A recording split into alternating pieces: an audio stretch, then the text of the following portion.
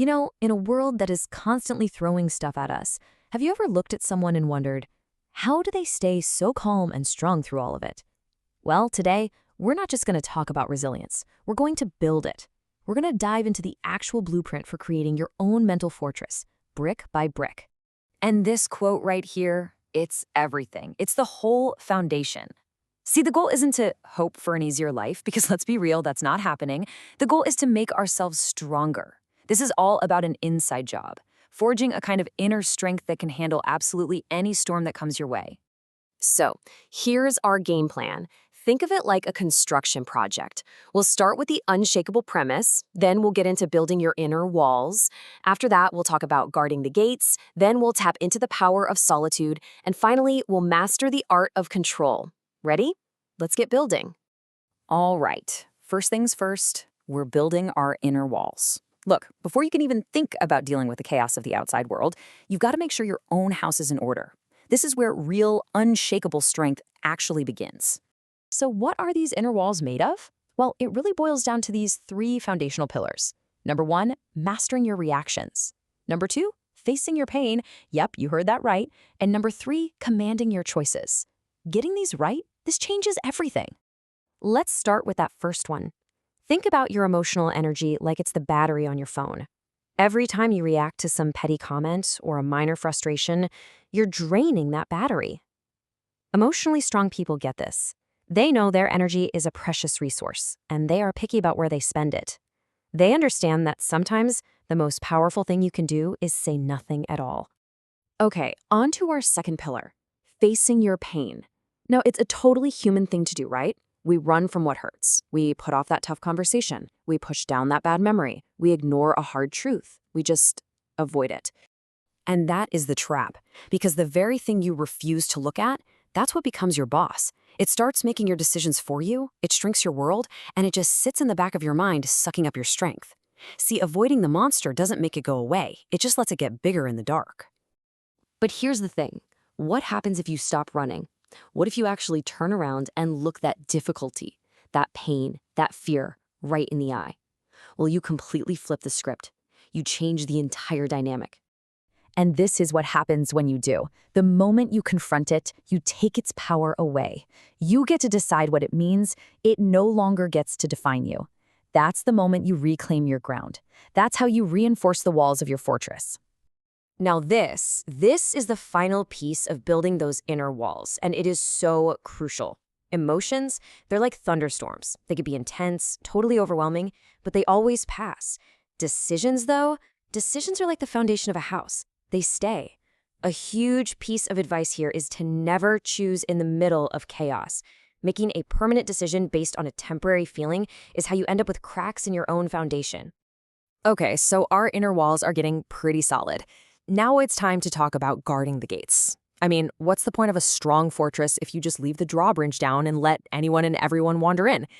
This is all about how you manage your interactions with the world around you.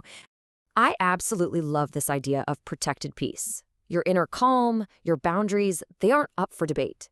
You don't owe anyone a long-winded explanation for why you need what you need. Think about it.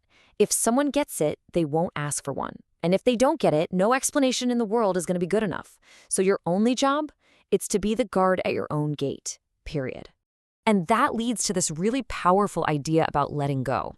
It's about releasing that need to chase people or force situations. It's this incredible act of trust. Trusting that the right people and the right opportunities for you won't require you to beg or sacrifice your peace to keep them. It's a calm, confident allowing instead of that desperate, frantic grasping. This brings us to something so important, your time. You have to start seeing your time and your yes as a currency. It's valuable. Every single time you say yes to one thing, you are, by default, saying no to something else. Maybe it's your own rest or your goals or just your peace and quiet. Unshakable people make others earn their yes. And it's not being selfish. It's being strategic with the one thing you can never, ever get back. This chart really lays it all out. Look at your life like a budget. You've only got so much time and energy to spend. A healthy budget doesn't just give everything away to other people. It intentionally carves out protected time for yourself. And, just as important, a big old slice for the power of saying no. And that no slice, That isn't wasted space. That's your emotional emergency fund. It's what ensures you have strength left in the tank when you really need it. All right, let's move into a part of a fortress that, honestly, a lot of people miss: the inner citadel. This whole section is about the power of solitude, and this is not some minor detail. This is about deliberately stepping back into the one place where your real strength is forged. This is such a critical distinction to make. Loneliness is a feeling, right? It's a passive, painful state of lacking connection. Solitude. Solitude is an active choice. It's powerful. It's the training ground. It's where you go to actually hear your own thoughts, to untangle your feelings, and to build yourself up without all the noise from the outside world. Choosing solitude is choosing to meet yourself, and that might just be the most important meeting you'll ever take. And that brings us to our final section, the art of control. So let's recap. We've laid the foundation, we've built the walls, we've guarded the gates, and we've found the power in our inner citadel. Now it's time to put it all together and actually live this unshakable life. So here they are all together, the 7 pillars of your mental fortress. Mastering your reactions, embracing solitude, not explaining your piece, letting people go, facing pain directly, guarding your time, and always, always remembering that emotions pass, but decisions stay. This is it. This is your complete toolkit. And if you take away only one thing, let it be this: real, true, unshakable strength. It isn't a performance. It's not about being loud or making a big show of things. It's a quiet, internal mastery. It's the silent choice not to react. It's the private moment of facing down a fear. It's the unseen decision to protect your peace. It's built in all those little moments when absolutely no one else is watching. So the blueprint is there. The tools are in your hands. But this isn't just something to know. It's something to do. The only real question left is, where are you going to start? Take a look at the day ahead of you.